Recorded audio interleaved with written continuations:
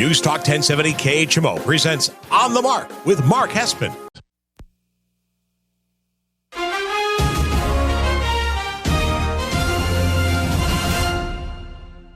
News Talk 1070 KHMO presents On the Mark with Mark Hespin. On the Mark is powered by Cunis Country Honda Hyundai, your number one Honda and Hyundai dealer in the tri-state area at 221 North 36th Street, Quincy. Faith, family, and giving back. That's Cunis Country. And now, here's Mark Hespin. Good morning, Tri-States, and wherever you may be listening on the News Talk 1070 KHMO app. This is On the Mark. I am Mark Hespin, brought to you by the great people at Cunis Honda Hyundai, your number one Honda and Hyundai dealer in the tri-state area, 221 North 36th Street in Quincy. You got to ask them about that lifetime powertrain, no fear warranty on the new and used vehicles. Just tell them, hey, Mark sent you. Thank you so much for making me a part of your Saturday morning on this gorgeous May 18th. This is episode 236 of On the Mark, broadcasting live and local here in our KHMO studios, which if you're following along on our Facebook Live, just search On the Mark KHMO on Facebook. You see we got some new graphics up behind me on the Facebook Live. The studio's getting some nice little upgrades. We got our Cardinals Radio Network big sticker. We got the Cardinals sticker behind me as I'm wearing my Cubs hat. Listen, I got to be true to myself, right? Got to be true to myself. There's a battle going on in the studio versus me. Well, what a day yesterday in the world of sports with Scottie Scheffler. We will talk about the world number one getting arrested yesterday. We will talk the PGA.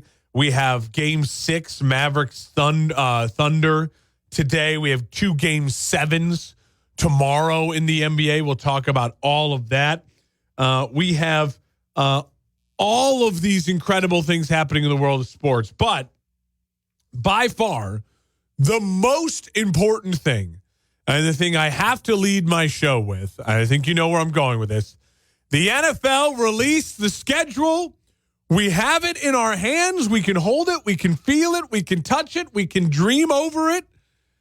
And let's break down, to me, some interesting things about the NFL schedule. It's Hespin headline number one. Hespin's headlines On the Mark. So when I get the schedule, obviously you first thing you should do is you look at your team's schedule and you start to go, okay, win, loss, probably loss, win. Oh, a little win streak there, loss. On the road, tough one, that's probably a loss. Win, got to win that game, must win. You know, you play that game, right? And what you always tell yourself, and I think it's an important thing for us NFL fans to remind ourselves during schedule release time, is that you may love that matchup late in November. Oh, no, nice. We get that team at home late November. But the NFL is a cruel, cruel, cruel beast. And we all know that none of that guessing and hoping and pondering on the schedule is going to matter if Aaron Rodgers, 5 minutes into the NFL season, tears his Achilles tendon. You know, last year, the start of the season was such a stark reminder for us all, like, you know, Jets fans drooling over being a 11-win team, and we got this great matchup, how quickly your hopes and dreams can go away, which is also why I do love the schedule release, because it is all about that hope springs eternal for so many NFL fans. There's a lot of franchises that when you start to look around, you say to yourself, we should be thinking great thoughts. We should be feeling good things. There's only a couple franchises where you honestly could say to yourself, hey, you know, this year is probably not going to be our year. I'd like to see the team win some games, head in the right direction. You don't want to be god-awful. You know, if you're the Titans, you probably know you're sitting there going like, probably not going to be an AFC championship contender, but we want to see some wins and positivity. If you're the New York Giants, you probably know this is not going to be a great year, but you want to, see some wins. You still have some hope, spring eternal, right? Washington Commanders, New England Patriots, same thing. You got things to look forward to without thinking to yourself, I'm going to win every game. And then you have those teams like the Chiefs who can sit there and go, win. And you have all these high expectations. One of the things that I look at when I look at the schedule is I say to myself, let's just look at the first 4 weeks, okay? We can hopefully predict, for the most part, that your team, the way it's constructed on paper now, that you're drooling over post-draft, post-free agency, you got all your pieces in place, can be healthy for at least the first 4 weeks, right? So what kind of breaks did the NFL give you in your first 4 weeks? Do you feel good about your chances the first 4 weeks, that kind of first quarter of the season, to get your team going in the right direction, to build momentum? And I think there are 5 teams, that really need a great start to the year. They need a great start. Those teams, to me, are the Eagles, the Falcons, the Jags, the Pittsburgh Steelers, and the Miami Dolphins. They all need a great start for a couple different reasons. But for the most part, it has to do with quarterbacking. For the Eagles, they need a great start to the year because they were dreadful. They were the worst team in the NFL the last couple of weeks of the NFL season, even though they ended up in the playoffs. I remember they were quick one and done, ousted by the Bucs in the playoffs. I mean, they fell off a map. They lost assistant coaches. They, bringing in all new guys. Nick Sirianni was almost fired. They need to get off to a hot start. They need to change that bad juju that was in the building at the end of the year. Nick Sirianni is on the hot seat to start the year. So I look at the Eagles' first 4 games. It's not the easiest schedule in the world. You start against a very good Green Bay team, a playoff team, and you start playing them in Brazil on Friday night for the whole world to watch. Then you have to go home on Monday Night Football against the Atlanta Falcons, who also need to get off to a hot start. We'll talk about them in a second. So that's 2 tough games to start for a team that really needs to get their mojo going and needs to have a good start to the year. Then you look at it and you say, all right, can you get through that schedule maybe 1-1 or 2-0 if you knock on wood and you're feeling good? And then you go at New Orleans, a feisty New Orleans team that's going to be battling for the NFC South this year. And then you're at Tampa, the team that beat you in the playoffs. So you are 2 of your first 4 are playoff teams from last year. You have two primetime games to start. So the world will be watching as the Eagles try to get their juju together. I think it was a really tough first 4 for a Philadelphia Eagles team that needs to get off to a good start. Now let's look at Atlanta. Again, Atlanta has put themselves in this awkward position for needing a hot start because of the Michael Penix draft pick. Like I said for the past couple of weeks, I don't hate on Atlanta for drafting Michael Penix, but what they did do to themselves is they put a spotlight on themselves. Because if Kirk plays poorly or they start slow or they lose games, there could be clamoring. All of a sudden, you've created this problem in your building because your fan base has a right to say, if you're losing games or if Kirk's not playing well, your fan base has a right to say, all right, just show me the kid. I want to see the kid. I want to see Michael Penix. Atlanta starts the season versus a Pittsburgh team that, we'll talk about them in a second, has a brutal end of the schedule, so needs to get off to a hot start. So they're playing Pittsburgh at home. Then we talked about it. They're at Philly on Monday Night Football. We know Kirk Cousins in prime time. You could easily convince me Atlanta starts out 0-2. Then you're home against the defending Super Bowl champion Kansas City Chiefs. It could be 0-3 before you play New Orleans at home in week 4, which I think you're better than New Orleans. But again, division rival, and you could be reeling at 0-3. It's a brutal start to the season for the Atlanta Falcons and for Kirk Cousins, coming off a major injury, a major surgery. And yes, Kirk has already said in the quotes of the media, like, oh, if the Super Bowl was tomorrow, I could play. But he's not 100% still yet. He's going to need camp to get back to 100%. And you're developing, you're learning a new offense. You're developing chemistry with all these new weapons. That's a tough start for the Atlanta Falcons. I like Atlanta going into the year. Remember, a couple weeks ago, I think Atlanta is my favorite to win the NFC South then you see that first 4 and you go, wait a minute, Atlanta could start 0-4. So this is why schedule release is important. And again, when you're talking about teams that I think have pressure to start the year, Philly, Atlanta, another team, the Jags. Jags, I think, have a lot of pressure to start the year because Trevor Lawrence, this is the contract year. This is the contract year. And now that you got Jared Goff resetting the quarterback market and all these other big contracts, pressure's on even more now for Trevor Lawrence to have a great start to the year, have a great year, to put up big numbers, to lead Jacksonville back to the playoffs, and to get back on top of the division. And it's a brutal start for the Jags. At Miami, a playoff team last year. Home against Cleveland, extremely good roster, great offensive coach. At Buffalo, playoff team last year with the second or third best quarterback in the NFL. And then at divisional opponent Houston, who beat you up last year and stole the division from you. The Jags, in a year that is a must turnaround year for Trevor Lawrence and to put up big numbers and to earn the big contract when all the other guys in his draft class are now flamed out. They have a brutal start to the year. Now, does that mean Jacksonville can't win the division still? Could Jacksonville, I think they very well could find a way to beat Miami. They're used to the Florida Heat. It's not a negative on them. At Miami, I think they're just as good as Miami. Then you have a Cleveland team that I don't believe in their quarterback, so you could find a way to win that game, sure.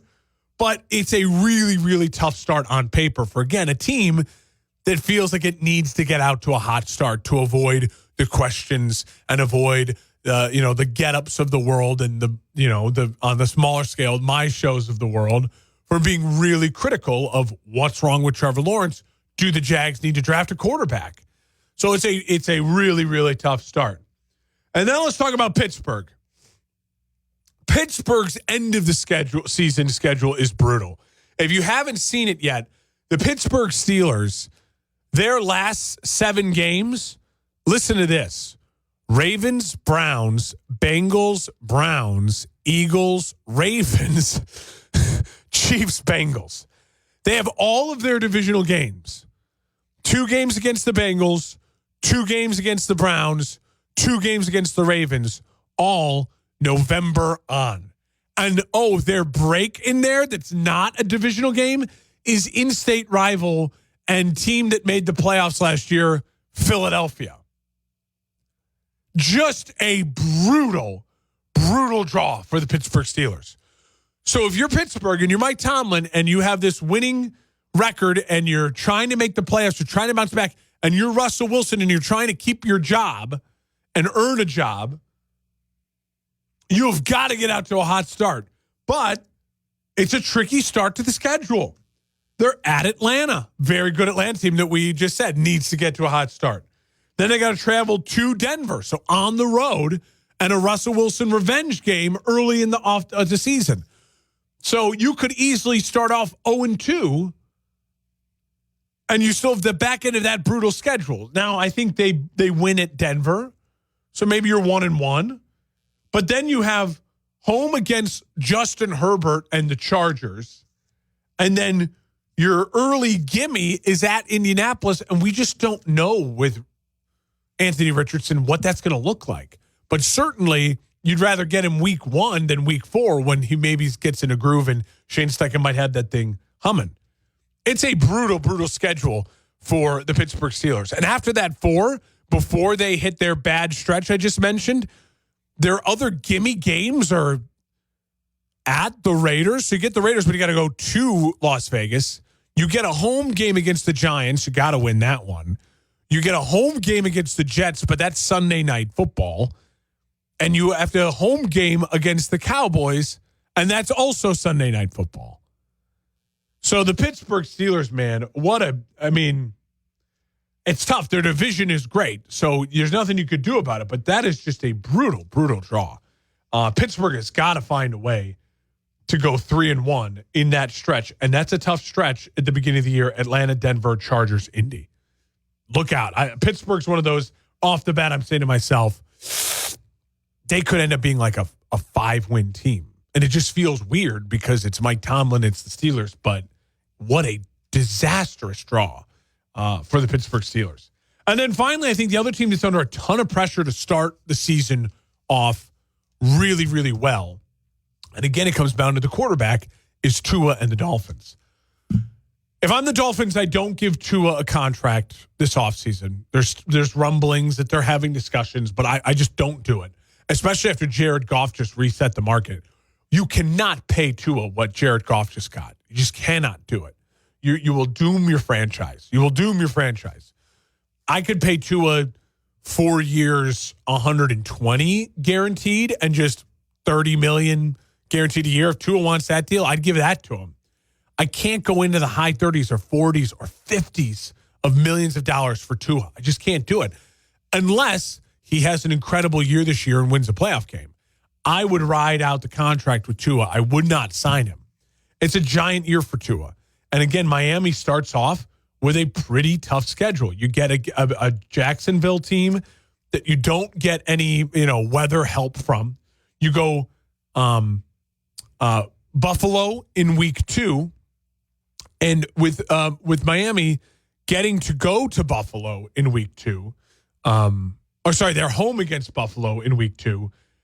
Yeah, they have the heat advantage, but that's a primetime night game as well. So it's not as a big of the heat advantage as you'd like it to be. And then their gimmies, they have to travel all the way, longest you can travel in the NFL, from Miami to Seattle. And then you're home against Tennessee, but that's, again, a primetime on Monday Night Football. So Tua's got to have a big year. He's got to get off to a great start. And that is, again, a tough schedule to get off to a great start, too. So those are 5 teams to me that when we talk about them this offseason, it was always important to say, hey, these teams need to get a hot start. They got quarterback controversies. If they get off to bad starts, it's going to be a media swarm on these teams. And all 5 of them, I'd argue, they got bad draws. It's a tough start to the season for all of them. Now, what are some teams, that it's like, I don't really care about their first 4 games because even if they get a tough start, I'm still going to believe in them? That's the Bengals, the Ravens, the Bills, the Chiefs, the Rams, the Niners, the Lions. We've seen all of those teams over the last 2 years, and I believe in all their quarterbacks. So even if they start 2-2 through 4, I'm not going to press the panic button on any of them because I believe in their coaches. I believe in their talent. I believe in their quarterbacks to where they can survive a tough start, right? They don't need the hot starts. Buffalo got off to a horrendous start last year and still ended up winning their division. So I'm not panicking about like, oh, Buffalo needs to get to a hot start. That's, I guess, the difference between like, why do I think the Eagles need a hot start and Buffalo doesn't need a hot start? Well, the Eagles fell apart at the end of the year and their coach is on the hottest of hot seats to start the year. Got to have a hot start. Got to have a positivity early in the season. If you get that positivity going early in the season, it can carry you through a slog in the middle as long as you end the season then again positively. And tough starts for the Eagles, Atlanta, the Jags, Pittsburgh, and Miami. Bengals, Ravens, Bills, Chiefs, Rams, Niners, Lions. I don't even need to look at their first 4. As long as they don't start 0-4, I'm not going to be in total panic mode with any of those 4. I'll believe in all of them. I do want to mention quickly some of the primetime, games. The amount of primetime games is always interesting to me. The Panthers got none. That is the NFL saying a couple things. We don't believe in Bryce Young. We don't believe Bryce Young has any sort of marketability. We don't believe that the Panthers are going to be very good this year, so we want to avoid having a bad team on primetime. And let's be honest, the Charlotte market, it's just smaller. So you have a bad team with no superstars, a quarterback we're not sure of, even though he was the number 1 pick last year. And so we're just not going to give them any love. New England, Indy, Tennessee, and Arizona only got 1 primetime game. I think that all makes sense. New England will be interesting enough just in the sense that they have name recognition. They have brand recognition. And I think all of us are a little curious to see, that first year post Bill Belichick, new quarterback. Anthony Richardson's just such a wild card. He was so injured last year. We just don't know what to expect. Tennessee, again, weird expectations. Will Levis had a nice start and then kind of flamed out by the end of the year, but now he's got new weapons around him, new coaching staff. And Arizona, with Kyler Murray and Marvin Harrison Jr., I think there's some excitement there, but again, just don't know what to believe in. Raiders, Broncos, Vikings, Jags, Commanders, all with 2. That feels about right for them. Surprised but happy, my Bears only ended up with 3 primetime games. The Giants getting 3 is just because it's New York. New Orleans getting 3, a little surprised by that. I don't think there's much interesting storylines with New Orleans this year. And then the Chargers only getting 3 was a surprise as well because of Harbaugh. Harbaugh's just a content machine. Steelers, Browns, Falcons, Texans, Seahawks, Bucks getting 4. I would have swapped, the Bears and the Seahawks. I think there's way more interest in the Bears than the Seahawks for primetime games. And I certainly also would have put the Jags over like the Bucks. The Jags only getting 2 primetime games versus the Bucks getting 4 is interesting enough. And then, the fact that the Jets, the Niners, and the Cowboys lead the way with 6, I don't think is shocking at all. They're going to be crammed down our throats all year. I don't really love that I have to deal with 6 primetime games of Brock Purdy, but the NFL has deemed it so. You're listening on the Mark News Talk 1070 KHMO and the KHMO app, brought to you by Cunis Honda Hyundai, your number 1 Honda and Hyundai dealer in the Tri-State area, 221 North 36th Street in Quincy. That's my big thought. I could sit here and just go through every team and predict wins and losses. As of right now, that's not what you do. You look at the first 4, you try to figure out if your team can get a hot start. Now, later on in the show, I will go through the Bears schedule week by week because it's my team and I got strong thoughts on it. I want to get those thoughts out there. And I know a lot of people come to the show for my Bears takes. And so I will go through all that. But we'll do official prediction and all that. And I'll give you my records and the playoffs, non-playoffs, as I always do, week 2 or 3 during the preseason. When we come back, NBA, giant game 6 today. Huge Game 7s on Sunday. We'll talk about it all next. Live and local in America's News Talk 1070 KHMO, the KHMO app. It's on the Mark. From the Salvation Army, welcome to Heartbeat. One of my biggest pet peeves is seeing someone littering. When I see someone throwing trash out of a car window, it drives me crazy to see someone disrespecting the environment like that. God gave us this beautiful planet, and He wants us to be good stewards over it. We find ourselves asking God for things we desire, but if He can't trust us with taking care of what He's already given us, why should we expect more? God knows our needs, and it's His good pleasure to meet our needs, and even some of our wants, according to His will. But let's be gracious and thankful for what He's already given us by taking care of this beautiful garden called planet Earth. For more episodes of Heartbeat, visit salvationarmyradio.org.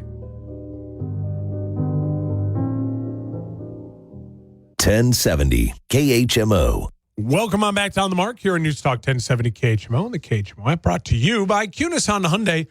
They got a giant deal going on the rest of the month, including a double down on military discounts heading into Memorial Day weekend. If you are in the need for a new Honda or Hyundai, now is the time to stop by Cunis Honda Hyundai, 221 North 36th Street in Quincy. Ask about that lifetime powertrain. No fear warranty on new and used vehicles. All right. Well, last night, the Pacers forced a Game 7. Nice win. Pascal Siakam, 25 points.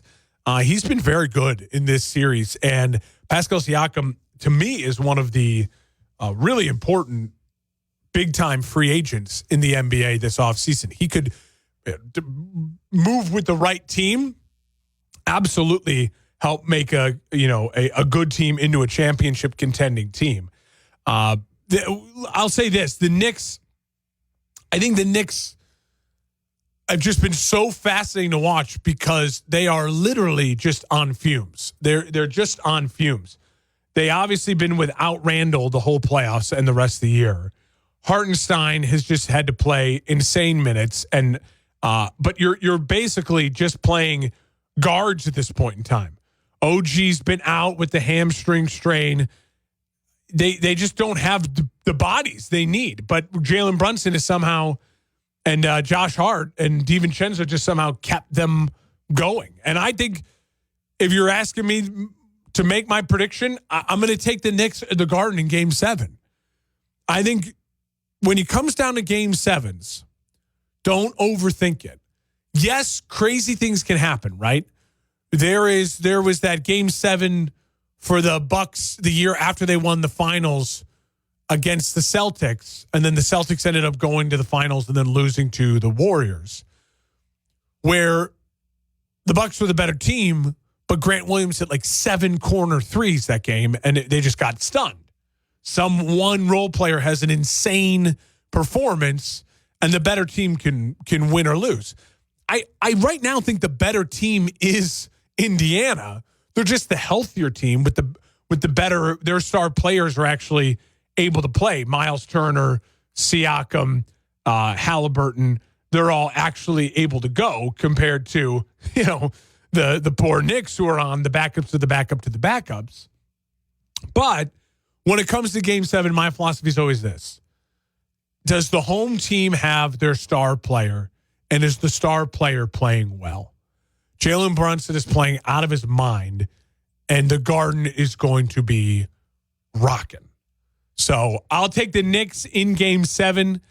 I think part of that is me also just really, really wanting to get Boston, New York in an Eastern Conference Finals, because if New York can push Boston and the crowds and the scenes between Boston and New York, I think this thing will be absolutely electric. Today, Game 6, Mavericks Thunder. I'll say this: Shea and Luka have been so much fun. There's been times where both Shea and Luka have gone back and forth where you say to yourself, wow, I don't know. That guy's the best player in this series. And then the next game, you're like, oh, no, that guy's the best player in this series. And then the next game, you're like, no, that guy's the best player in the series. Game 4, I tweeted it out. I thought the loss of Game 4 was the death of the Mavericks. I thought they were going to be, I thought they'd fall apart. I thought they'd lose their spirit. The way they gave away Game 4 at home, the way that the young Thunder found like a gritty way to win a game, like that's like one of those moments like, oh my God, the young team found what they need to do to win a playoff game. Like that's the playoff experience. We talk about like, oh, this team doesn't have a ton of experience. Well, you learn that. And like that was a win in Game 4 for the Thunder that you expect from like a Celtics team that has all this experience. The Thunder have no experience, and they found a way to win that game. And I thought that was going to be it. I thought they'd go home, Game 5. They'd take care of it, and it would be all she wrote for the Mavs. But credit to the Mavs and credit to Luka for having an otherworldly Game 5. And now all of a sudden, the Mavericks control the series. And again, if I'm the Mavericks, you're at home, Game 6. You cannot afford to go back to OKC. You just can't do it. Kyrie has not been playing well enough in this series. You have a chance to win in a Game 6, get a little extra rest because the Nuggets and the Timberwolves have to play in a Game 7. If you are the Mavs, this is it. This is it. I don't think the Mavs are winning a Game 7. So I'm going to ride actually with the Mavericks. I think they found a way to get the young Thunder on the ropes. Thunder are fun. They're going to be great for years to come. I think this is going to be one of those big lesson learned type of series. But I think this is now Luka's series to lose, and I think he won't lose it. I think you're going to see Luka have a great Game 6 today, and I think you'll see the Mavericks punch their ticket to the Western Conference Finals. Luka's second trip to the Western Conference Finals, which, I've been critical of Luka at times, but he has found a way, and this roster is it's a really solid roster built around him. I still feel like they need one other like Tim Hardaway Jr. needs to be 10% better, like 15% better. They need that Andrew Wiggins when Wiggins was able to take over games at times for the Warriors. Like they just need another piece. Like they could use a Pascal Siakam in the offseason to like add just that extra piece with PJ Washington and Gafford and like one more to I think be a real championship contender. But I think the Mavericks get it done. I think they take care of the young Thunder today and they'll win game 6. And then finally, I said it 2 weeks ago. I said it again last week. The Timberwolves and the Nuggets to me is the NBA Finals. It's the NBA Finals. The winner of the Timberwolves Nuggets is winning it all, in my opinion. I don't see Boston. I don't see OKC. I don't see New York or Indy. I don't see the Mavs beating whichever team comes out of this absolute bloodbath of a series. The Nuggets and the Timberwolves has been so much fun. It's been such back and forth, body blows, unexpected wins. The Timberwolves coming out 2-0. The Nuggets coming back and Jokic being the best player on the planet and showing up in games 3 and 4 and 5. To then, I thought the Nuggets would be able to just take care of it in game 6, and they just get overwhelmed. The role players showed up at home for the Timberwolves. But what did I say about the Knicks and Pacers series? It's the same thing I'm going to say about this Nuggets and Timberwolves series. My theories on game 7 is which team is home, and is the home team's best player playing well? Yeah. I'm riding with Jokic. I'm riding with the Nuggets. He's the best player on the planet. He's quickly becoming, I think, in my opinion, the 3rd best center for me of all time. He does things, and he does things with such ease and such court vision that it's hard to explain, and it's so much fun to watch. I love the Nuggets in game 7. I think that Anthony Edwards goes down swinging. Whatever his points are, take the over. I think he's going down swinging, but I'll take the Nuggets in game 7. So I have a prediction of a Celtics Knicks Eastern Conference Finals, and I have a prediction of a Nuggets Mavs Western Conference Finals. We'll see if I'm right next week. When we come back, all right, I'm going to go through game by game for my Chicago Bears. I won't overdo it here, but I'll tell you why I think the Chicago Bears, their schedule is almost perfect. Almost perfect. And I'm getting excited. But I'll try to temper my own expectations. We're live and local in America's News Talk 1070 KHMO, the KHMO app. It's on the mark. Around the world, Children International and friends like you are giving children in poverty a chance to grow and thrive, to be healthy, to succeed in school, and achieve great things. How do we do it? In the best way possible, by helping ensure access to healthcare, nutrition, and educational opportunities. And most importantly, by empowering youths and their families to get out of poverty and into employment through life skills, computer, and job training. The very tools they need to break the cycle of poverty and build futures full of promise. Because every child deserves a chance to realize their full and best potential. Learn more about how Children International is empowering children and families by going to children.org today. That's children.org. Parenting is hard. Technology can make it harder. The Family Media Plan developed by the American Academy of Pediatrics helps make it easier. Go to healthychildren.org/media plan today to create the media plan that's right for your family. Here's your weatherology forecast from the News Talk 1070 KHMO Weather Center. Mainly sunny today with highs around 85. Winds out of the south 5 to 10 miles per hour. Tonight, lows level off around 65. Slight chance for isolated thunderstorms. Tomorrow, daytime highs approaching 88. Right now, 72. Welcome on back to On the Mark here on News Talk 1070 KHMO. The KHMO app brought to you by the great people over at Cunis Honda Hyundai, your number one Honda and Hyundai dealer in the tri-state area. 221 North 36th Street in Quincy. you're saying to yourself, Mark, I really want to join the Kunis family. I really want that no fear lifetime powertrain warranty on new and used vehicles. But maybe I'm just not really in the mood for a Honda or a Hyundai. Well, they can help you. Stop by the dealership and say, hey, I want to buy a brand new Jeep Wrangler. I want to buy a brand new Dodge Ram.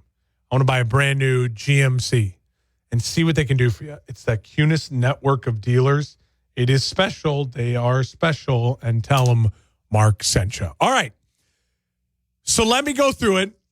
I don't want to take too much time doing this, but my instant reaction to the Chicago Bears schedule. And I have a longer video on my YouTube channel at Mark Hespin about this. Follow me on YouTube, and you can watch the video there. But I do want to just quickly go through the schedule, and I think the Bears got some fantastic breaks. First off, they have they have their divisional opponents all November on. Same thing as the Steelers. Just I think it's a better break for the Bears because they have a young quarterback who, by the time then they get to those divisional opponents, you hope will have the slogs of the NFL season under his belt and some experience. And they start off with some winnable games. So week 1, home against Tennessee. That's a must win for the Chicago Bears. Must win. At home, you have a better roster than Tennessee. We think you have a better quarterback than Tennessee. They have a brand new head coach. You're at home. Must win. At Houston, Sunday Night Football. That's a tough one. That's a tough outing. Houston's very good. I think that's probably a loss. Houston is a team that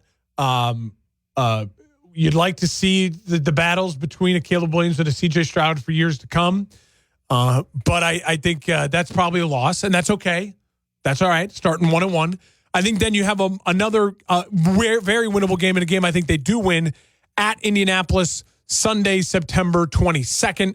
Bears at the Colts. Sunday game, noon game, and that's the type of game, too. You got to get Indy early.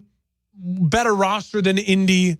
Yes, they have a electric quarterback, but you'd like to think your quarterback's better. I think the Bears got better weapons than Indy. I think they have a better defense than Indy. So I like their chances of that. So the Bears are now 2-1.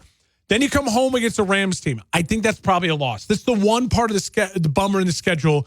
You knew they were playing the Rams at home. You were hoping as a Bears fan to see that game was in December or later. So the Rams, you'd have the weather advantage. You're not going to get that. And then you're being out-coached by Sean McVay. You're being out-quarterbacked by Matthew Stafford. They have a bunch of weapons. It's probably a loss. 2-2 through 4. Okay? All right. We're alive. Home against Carolina. You destroy the Panthers. That'll be a fun one. Bryce Young versus Caleb Williams.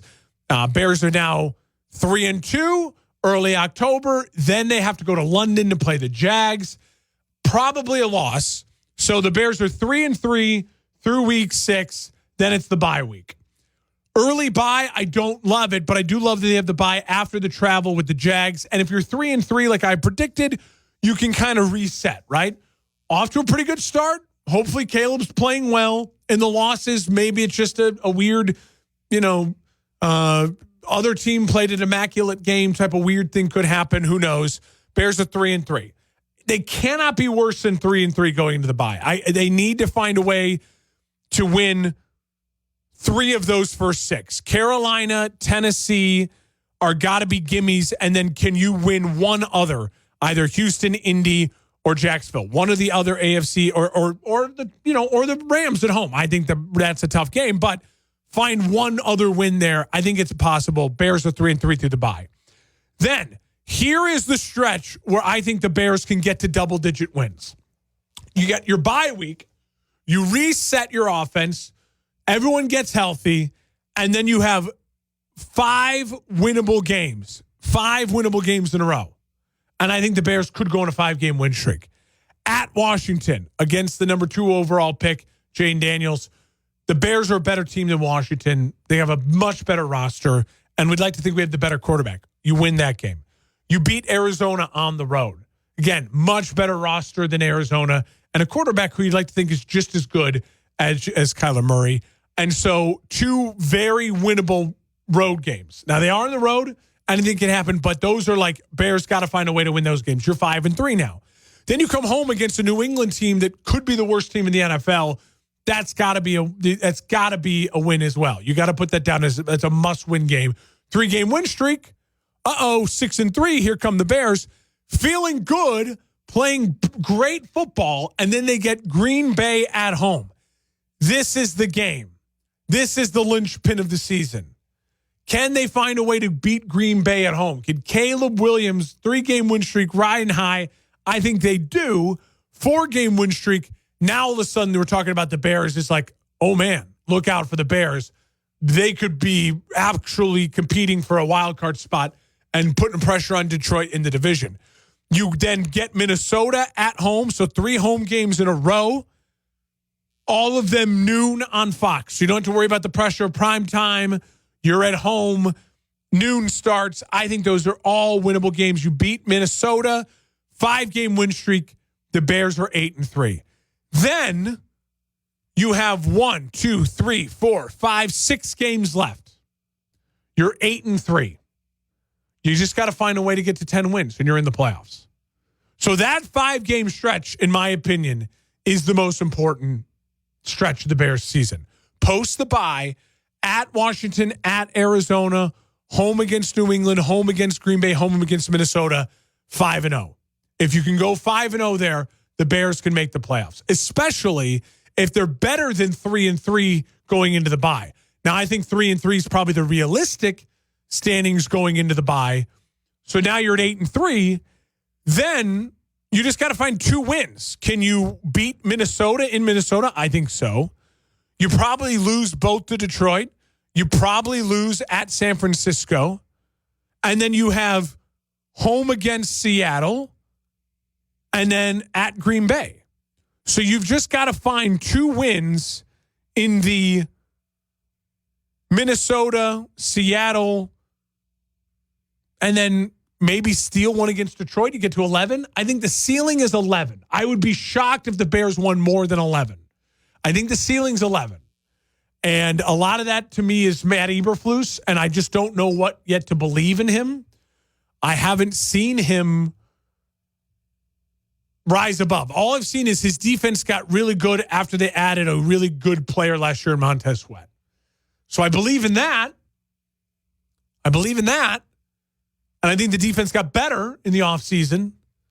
So I think the ceiling for the Bears is 11 wins. If you're predicting the Bears to win more than 11 games, I'm not there yet. And I'm the biggest crazed diehard Bears fan. But I'm not there yet if you're predicting the Bears to win more than 11 games. I see the ceiling is 11. I think the floor has got to be 9. I don't. If they only win 8 games, I think it's a big disappointment. This schedule is set up for them to win more than 8 games. That 9 to 11, and I think the over/under right now is 8.5. I would hit the over with the Bears win total. I would put a nice little chunk of change on the Bears over win total. So there you go. I have them, for the record, as of right now, I have them splitting with Green Bay. I have them as a 10-win team. I have them being swept by Detroit. I have them splitting with Green Bay, but I have them sweeping Minnesota. So after that 5-game win streak, I have them lost to Detroit on Thanksgiving, lost in San Francisco, win at Minnesota, 9-win team, lost at home against Detroit, and then a win against Seattle, 10-win team. And then they probably lose against Green Bay, final week of the year in Green Bay. Green Bay's a really good team, and that's a TBD game that could very well be flexed into a prime time, especially if the Bears and Green Bay have winning records, which I think they do. Green Bay gets to win over the Bears. The Bears and the Green Bay both end up in the wild card anyways. That's my early thoughts so far. Final break. Come back. Talk a little PGA next on the Mark on News Talk 1070 KHMO, brought to you by Kunis Honda Hyundai. Hey gang, this is Ben Shapiro. Our show, it's awesome. We bring you more information than any other show. We are conservative. We're about free markets and virtue. We're about the Constitution, the Founding Fathers, and eternal truths. We bring you great, in-depth commentary you're not going to hear anywhere else. And we bring you the nation's best thinkers, from politicians to pundits, from the Trump administration to congressional Democrats. You'll leave knowing more than when you turn that dial to our program. So tune in to the Ben Shapiro Show. Ben Shapiro, weeknights and Sundays on KHMO. 1070 KHMO. Welcome on back to On the Mark here on News Talk 1070 KHMO and the KHMO app, brought to you by Kunis Honda Hyundai, your number one Honda and Hyundai dealer in the tri-state area, 221 North 36th Street in Quincy. Take them, follow them, shopcunis.com. Follow them on social media as well. They do a lot of fun stuff on social media. Final couple minutes of the show here. Yesterday with Scottie Scheffler getting arrested was one of the wildest stories ever. I mean, that morning, yesterday morning, following the news on Twitter was just crazy. I truly hope everything can just get worked out and this thing gets swept under the rug and we don't actually have Scottie Scheffler like in court with a lawyer doing. There's got to be a way for them all to review the evidence and realize these charges. Let's dismiss it. Scottie can make a nice little donation to the Louisville Police Department and just let this thing blow over. Let's not let this thing draw out because it clearly was, from everything we're seeing, a really big misunderstanding. And I do think golf now from here on out and the majors, this will never happen again, right? Every single major is going to make sure from here on out that this never happens again. Like this PR disaster doesn't happen to them. So that's the one good thing you could say of the Scottie Scheffler incident yesterday is it's just never going to happen again.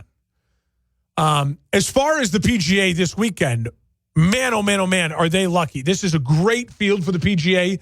Saturday, you have big names in contention.